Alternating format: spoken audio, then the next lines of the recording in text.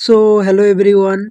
তো আজকের এই ভিডিওটাতে আমি কথা বলবো তোমাদের সাথে এসএসসি এমটিএস 2025-এ টপ 3 লো কাট অফ স্টেট, মানে এমন কোন 3টা রাজ্য আছে যেখানে কাট অফ সব থেকে লো যায় এমটিএস এর জন্য।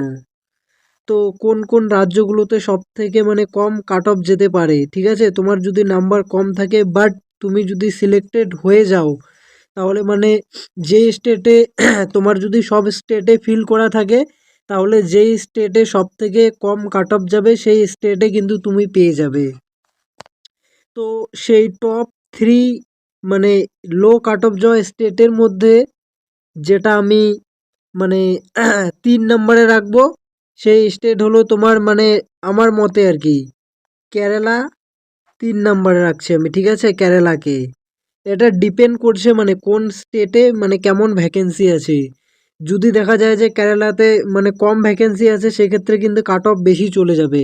আর যদি বেশি ভ্যাকেন্সি থাকে, সেক্ষেত্রে কিন্তু কাট অফটা কম যাওয়ার চান্স আছে।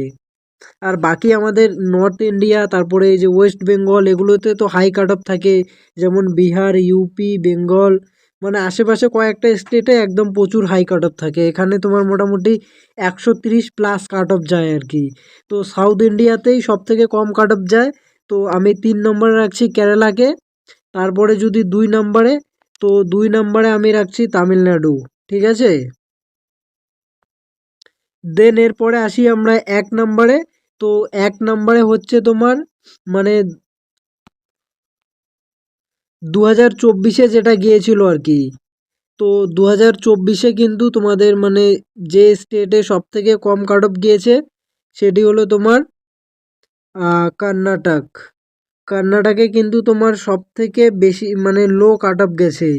তো এই 3টে মানে স্টেট যেখানে কাট অফ মানে কম যাওয়ার সব থেকে বেশি সম্ভাবনা আছে। তারপরে এখানে তুমি অ্যাড করে নিতে পারো অন্ধ্রপ্রদেশকে। অন্ধ্রপ্রদেশেও মানে কম কাট অফ যাওয়ার চান্স আছে আর কি। এই তার অন্ধ্রপ্রদেশ, হ্যাঁ, বাকি এই 4টি স্টেটে মানে লো কাট অফ যাওয়ার চান্স আছে। বাকি তোমার সব স্টেটেই মোটামুটি কাট অফ বেশি যায় আর কি। এই অনেকেই বলে যে আসামে কম কাট অফ যায়, এমনটা না, আসামে কাট অফ বেশি যায় একটু। সো এই হলো আজকের ভিডিও। তুমি যদি একজন এমটিএস অ্যাসপিরেন্ট হয়ে থাকো, অবশ্যই চ্যানেলটাকে সাবস্ক্রাইব করে রাখো। এমটিএস রিলেটেড যে কোনো আপডেট এই চ্যানেলে সবার আগে দেওয়া হয়।